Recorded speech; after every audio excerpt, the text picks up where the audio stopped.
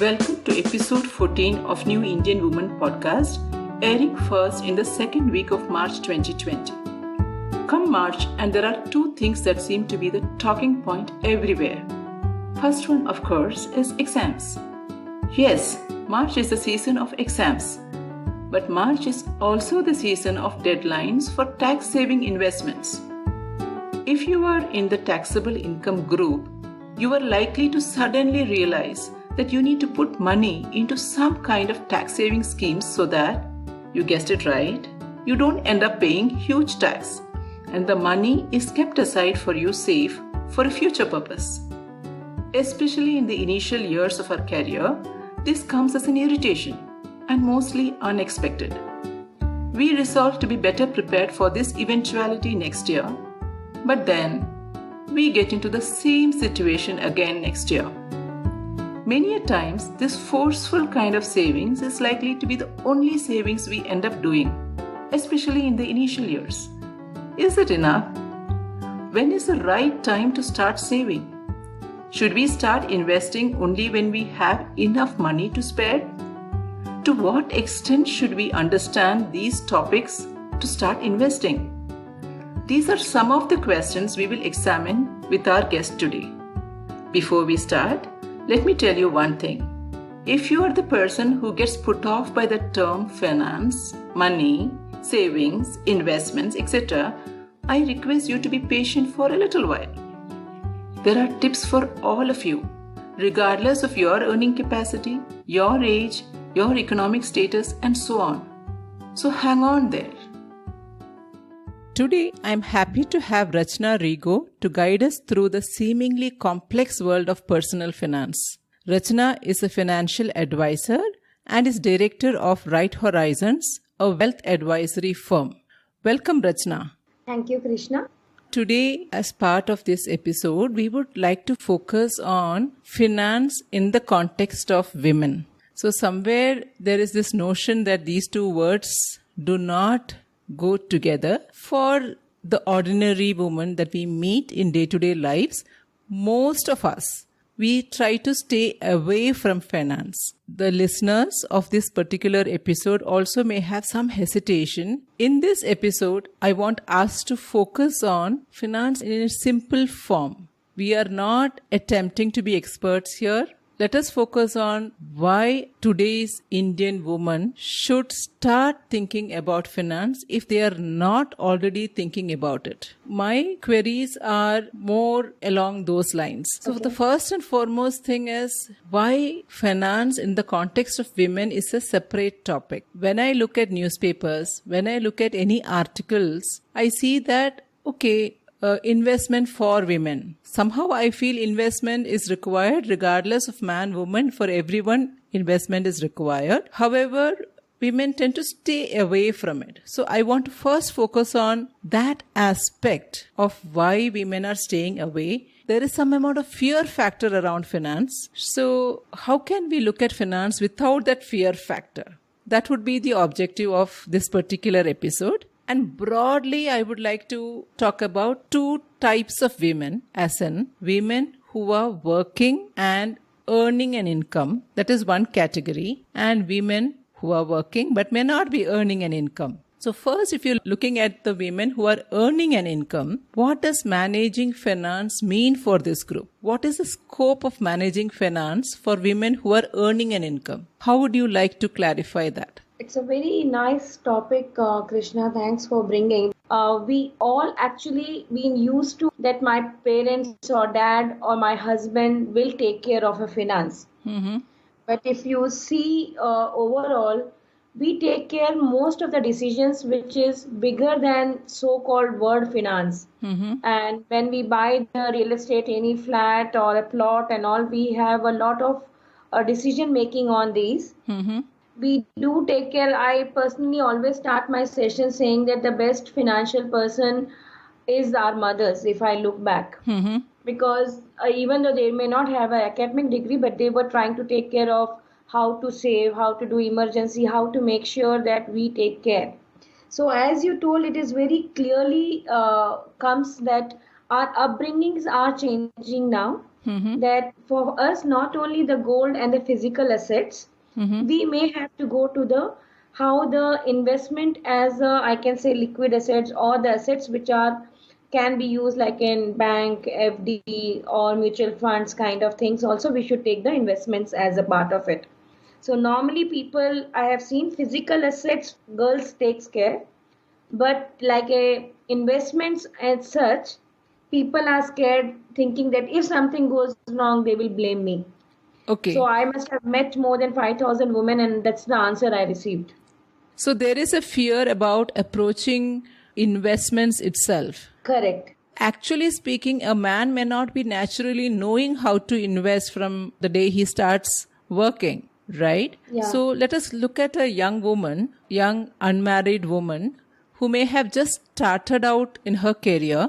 She may have started earning some money, and it may seemingly look like she just has enough money to pay for her rent if she's staying away from her parents and to just basically survive. So how do they start simple?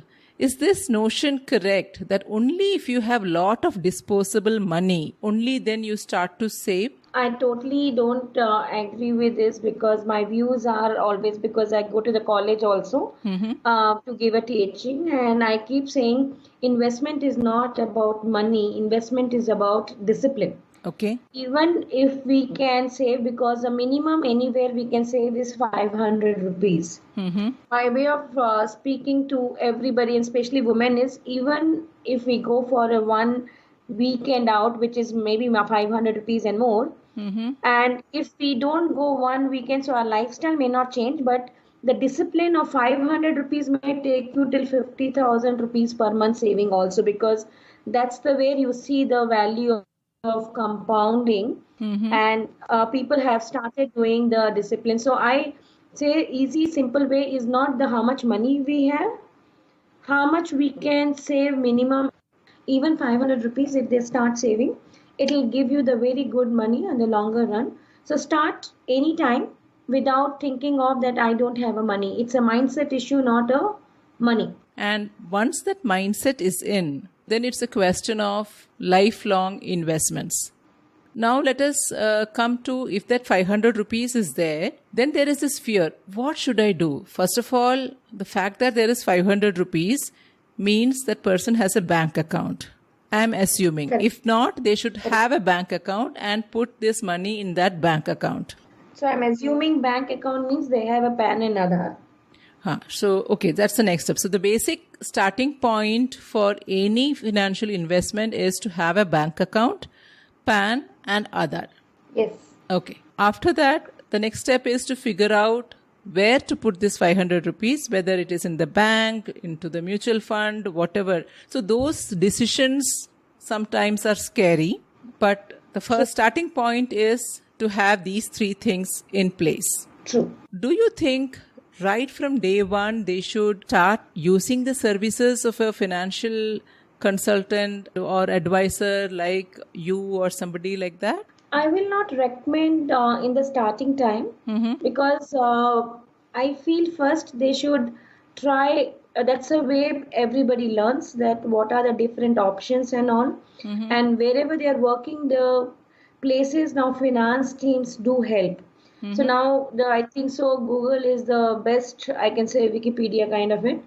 So I personally agree that let them start simple thing, which I feel it's working very well with few women which I am handling, and I'm speaking with, even though they are not investing through me, they are doing through online, mobile and other things.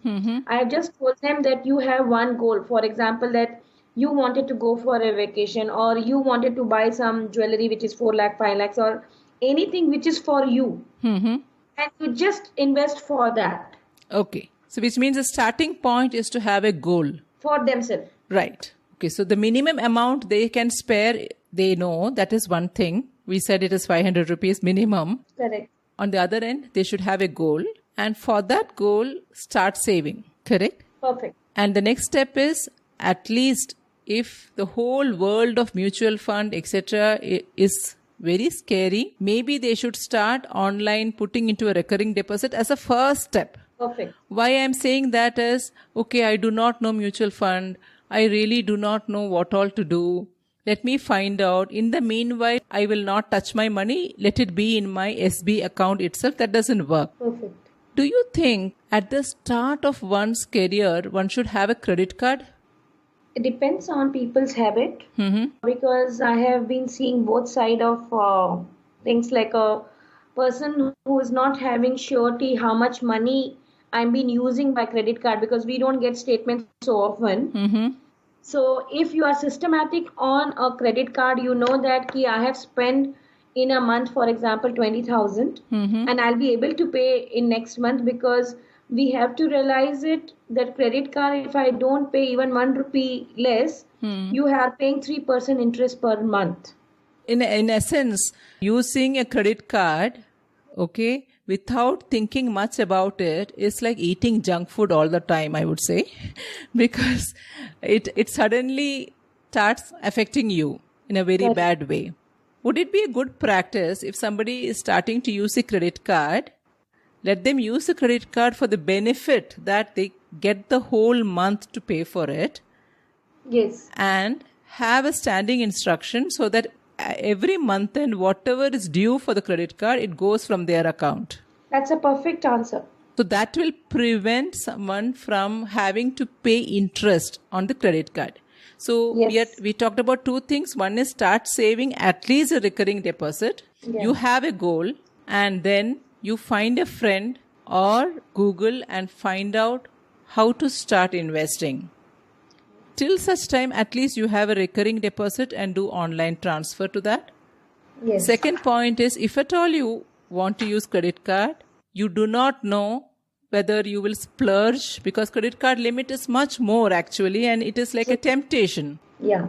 Make sure you set a standing instruction so that every month's bill gets paid from your SB account. That would be a healthy way of doing things.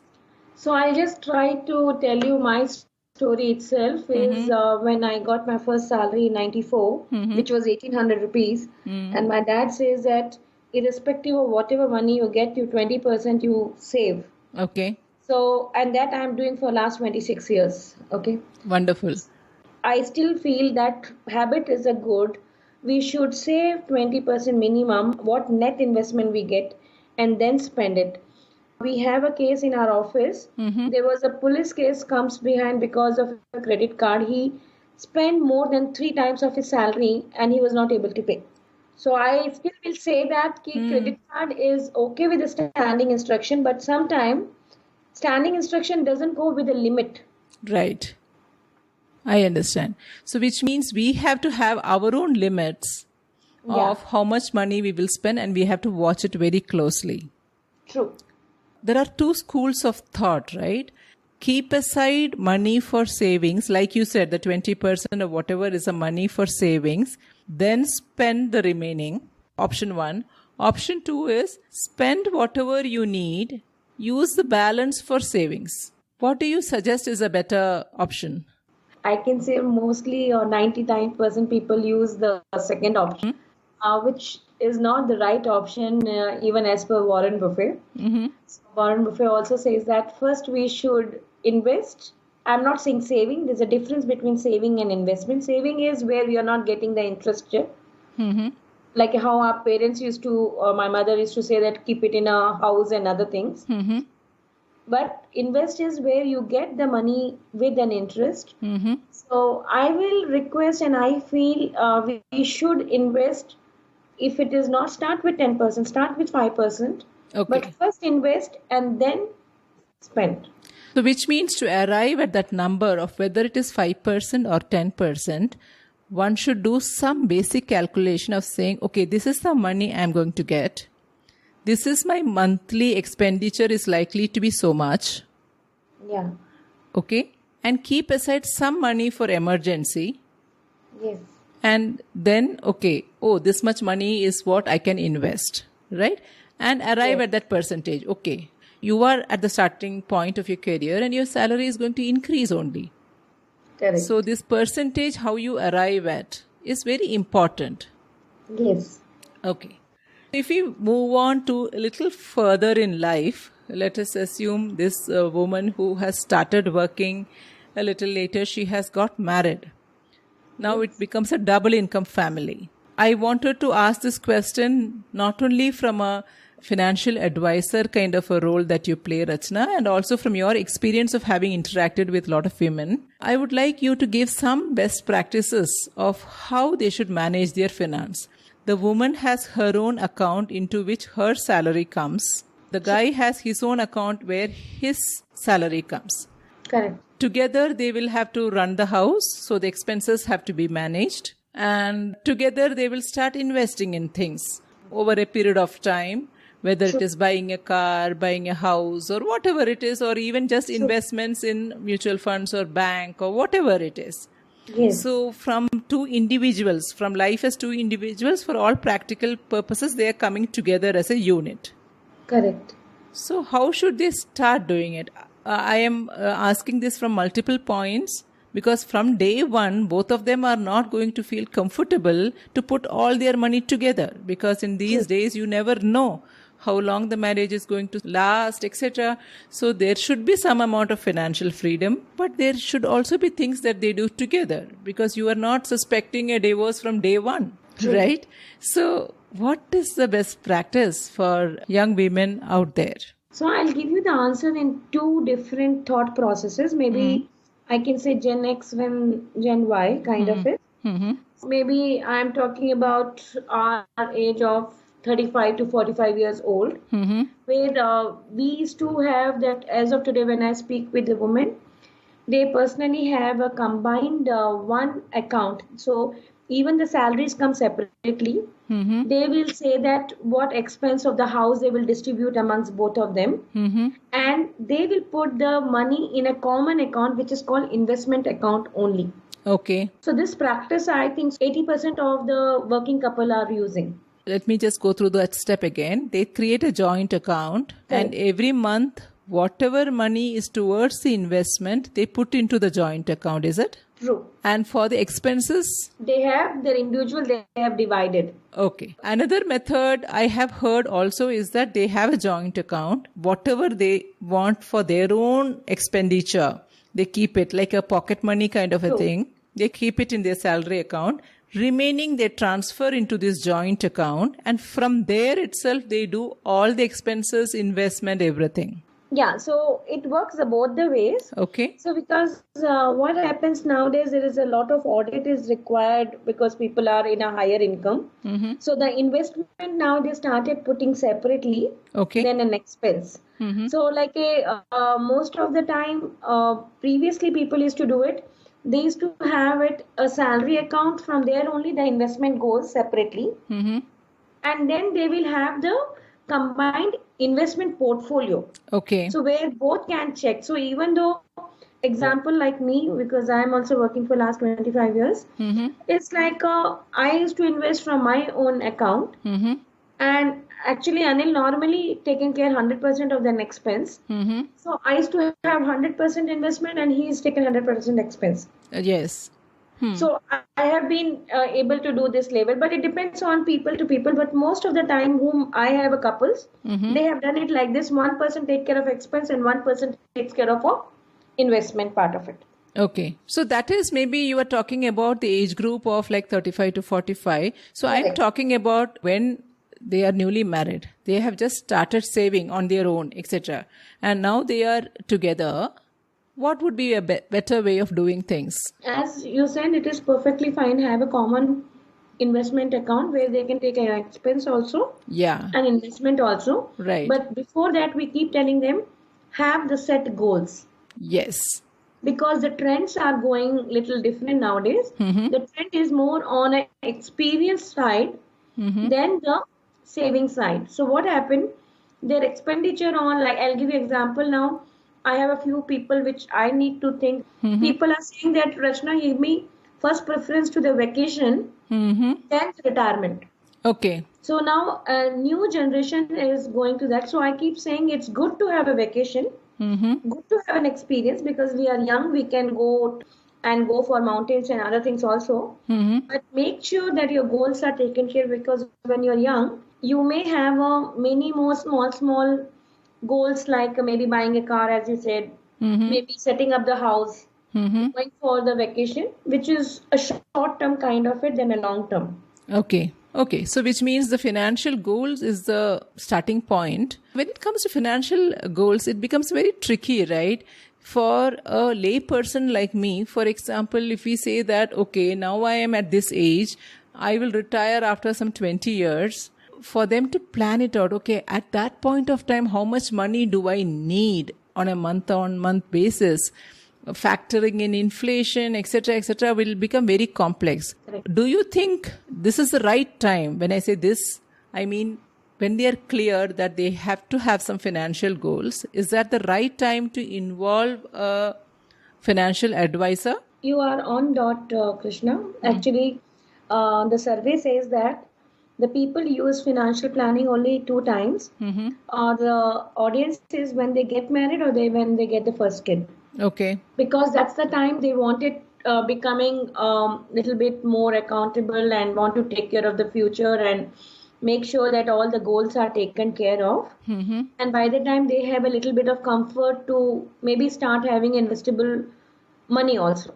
Right. I would rather engage a financial advisor whom I can trust, who is not associated with a specific bank, because when he is suggesting some particular scheme from that bank, I do not know whether he is looking at his own target or he's keeping in mind what my goal is. I'm not saying all are like that, but I would request the listeners to maybe talk to their people of their age group, find out about financial advisors, talk to your colleagues, talk to your neighbors, and find out, okay, how have they taken the decision? And you are sure to find somebody whom your friends or neighbors have trusted and they will recommend to you. It is like finding a pediatrician. You just don't go look at a board and go to a pediatrician.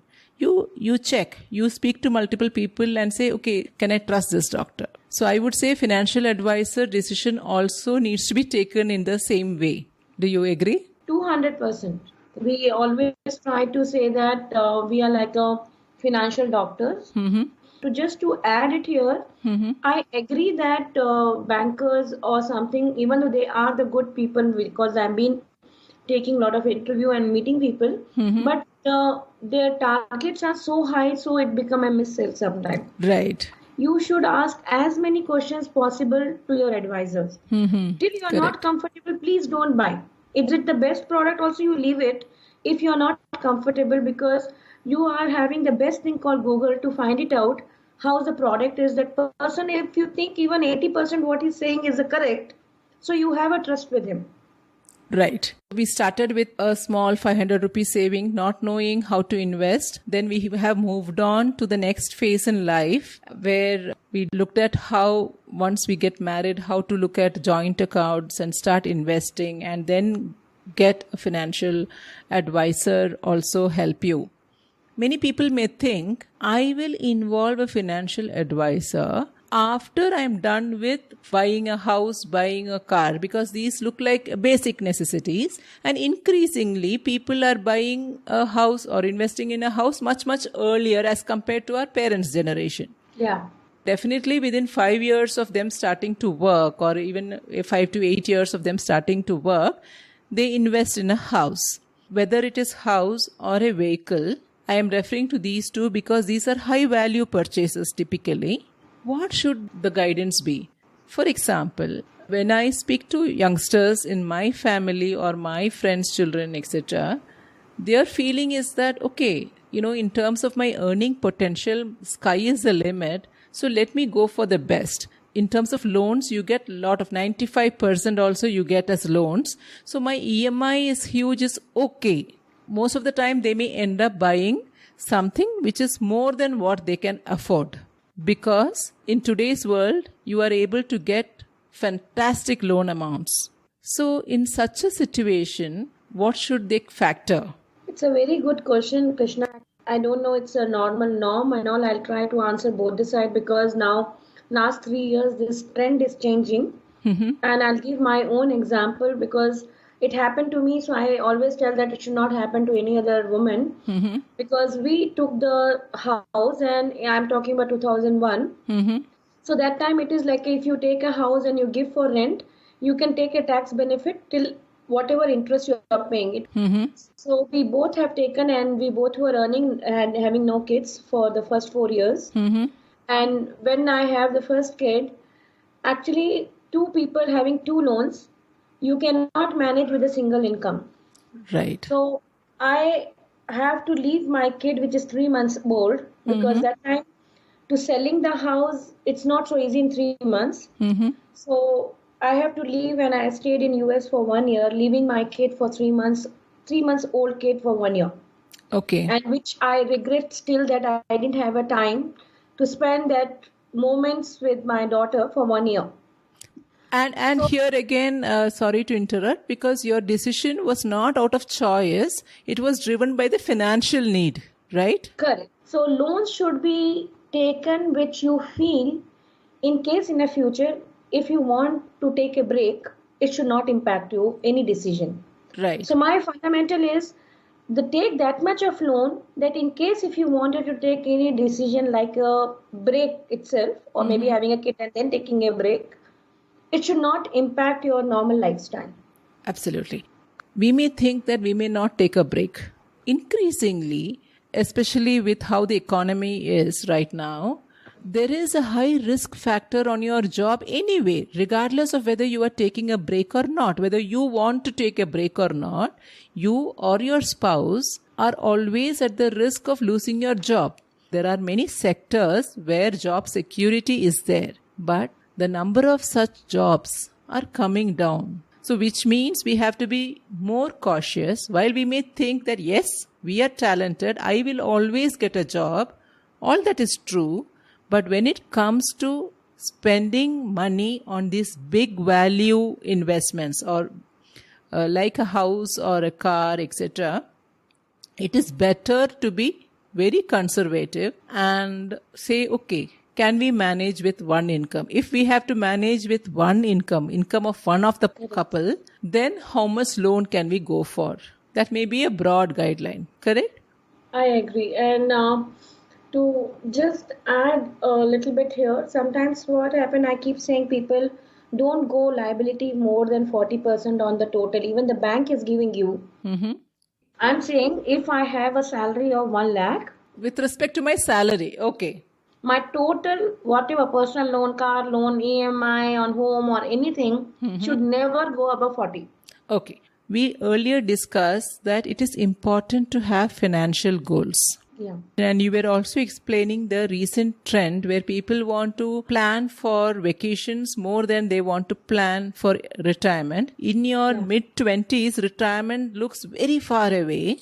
But as a financial advisor, you are saying, no, even when you are in your mid-20s, start thinking about your retirement. True. Point one. And it is always good. You have your financial goals. Right now, you are not married, you are not having children, so children's education is not there as a goal. Fair enough. But you may still have vacation and some emergency funds, then your own marriage or higher education and retirement. Maybe your 4 goals. So which means at any point of time, you are likely to have multiple goals and you may invest a certain amount towards each of these goals with the help of your financial advisor. True. Today, just now, I met somebody and he says that my credit card loans are more than 40%. Oh my God. Credit card loan is, I would say it's almost like poison. They buy the bulk thing and they do the EMI on that. And its highest interest. All put together, your loan should not cross 40%, right? True. On the safer side, yeah. That is as an individual. Perfect. Now, let us take it as a couple. Even then, it should not cross 40% of one person's income. Because we are saying the other person may take a break. We would like to be prepared if at all that person is at the risk of losing job because of poor economy situation, recession, whatever it is. So at any point of time, whether you are an individual or along with your spouse, your total loan amount should not cross 40% of one person's income. True. So that would be the golden rule. Yeah. That's a nice rule to have to get going. Yeah. That normally gives, I always say, a peace of mind and a good sleep. So that means you are not going to get driven by all those fantastic offers. You just pay 1 lakh down payment and you will get a house kind of offers, which may look very exciting. You will stay away from them if you have these kind of golden rules. True.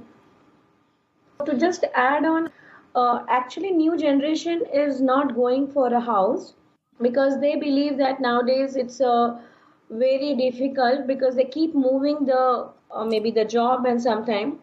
So it's easy for whenever you get a job, wherever you are able to move fast. Mm-hmm. People are going out of physical assets of like a car, like a Ola, Uber, people are using more. Like when if you go for a vacation, people are using like a Airbnb or Oyo or kind of it, and rentals. Okay. So people have started like a co-living, co-working kind of options. Mm-hmm. Then having their own houses. But yes, I still feel 80% of the people still, as per the wealth report in India, works on the physical assets only and gold and real estate. Okay. So which means a young person listening to this, they should take a decision of whether they want to have a physical asset like a house, etc., based on their own situation and not by how their colleagues and friends are doing. Because if you are the kind of person who wants a lot of flexibility in your career, your parents are having their own house, maybe that's a good thing to do. But if you are somebody for whom your parents are living in a rented premise, you may want to consider investing in a house first. So these are questions which may have unique answers for each person. And accordingly, all these factors have to be taken into account in terms of arriving at a decision. True. Yeah, all are unique. Their needs and goals are unique. But overall, you giving that perspective of current trends is very good, actually. It is important for the youngsters to also look at what is happening currently. Otherwise, flip side is they may just get influenced by what their parents are saying. No, it is important to have a house, whereas the current trend is not at all about houses. True. So it is important to do research, basically, to get all these perspectives and only then take a decision. To just add one more trend here, a lot of people have started doing their own startup or because they have their own skill. I have my neighbor who was in a HR in a Infosys. Now she started in a dance classes. Okay. People are moving towards what they like to start their own, which is again not having a consistent income. Okay. So that also required a little bit of planning before you start, not a regular income also. All right. What do you suggest? You should look at maybe 1 year or 1.5 years of managing without income kind of a thing you should be prepared for? So I say whatever you do, like you can say pocket money or household income, 2 years you should keep it. Normal formula is 1,000 days, which is 3 years. So I'm assuming 2 years is a very comfortable to work across because I'm assuming within a 1 year they start at least break even. Okay. So here, Rachna, I would like to clarify. Let us take a woman whose spouse is earning, this lady who wants to start a dance studio or a yoga studio or whatever it is, her passion. If she was working and earning an income earlier, you are still saying she should set aside that much money corresponding to at least 2 years and then get into this? Her income is not impacting her lifestyle and household. Doesn't need to be. If there is any dependency, whether it is for investments, whether it is for whatever purposes, if the whole family is dependent on her income, then she should keep aside at least 2 years of income as separate before she starts on these kind of areas which may not generate income in a regular manner, at least initially. Correct? True. When a young woman decides to start investing, the question is, who should she start trusting? My question is more in terms of, is it only her age group? Sometimes it is parents. It is only spouse.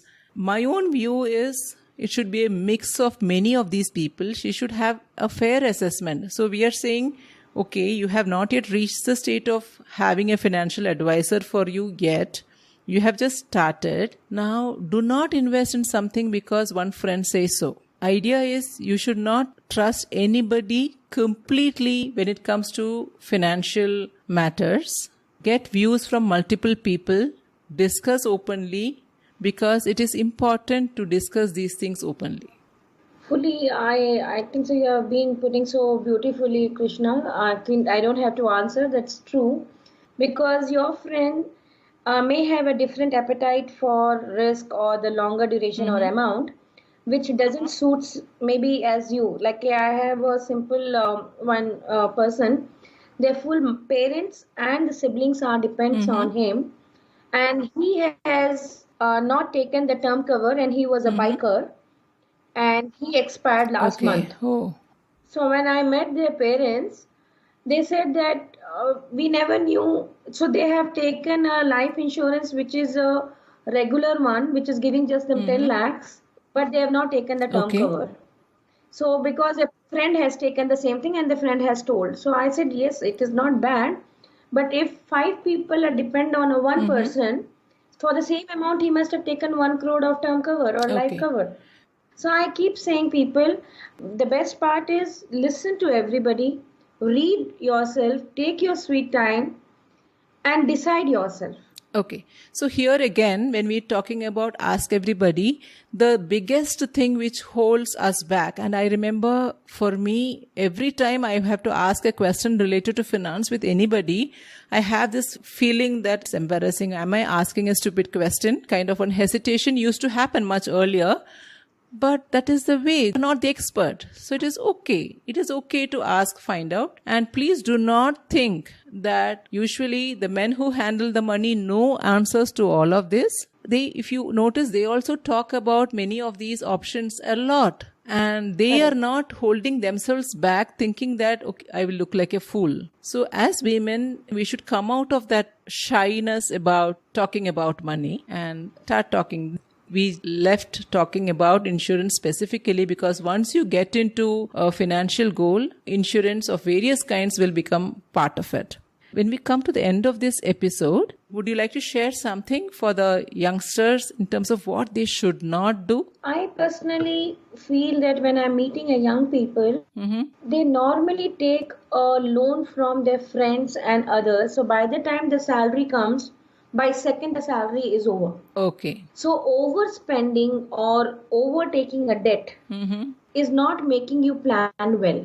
Okay. So maybe once you can try to hard stop it, but next time make sure you plan or budget properly. Okay. So that is the way in which you can take your money to go towards the end of the month and make the money earn more for you. Yeah. Okay, wonderful. So we will come to the end of this particular episode, which we were targeting especially for youngsters, the people who are listening. If you are not earning income, still you may find that many of these aspects are relevant. There is a specific episode targeting you, which will be coming soon. But please share this particular episode with your friends and especially with young women out there.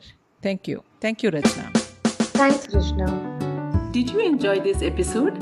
I hope you got some tips that would help you in your journey. In the next episode, we will talk money again, but from a completely different perspective, and I am sure you will enjoy the same. Do not run away from finance and money matters. You are the new Indian woman. Why should you hesitate when it comes to money matters? You have learned so many skills over the years, and this is just one more. Remember, you are what you want to be, and the time starts now.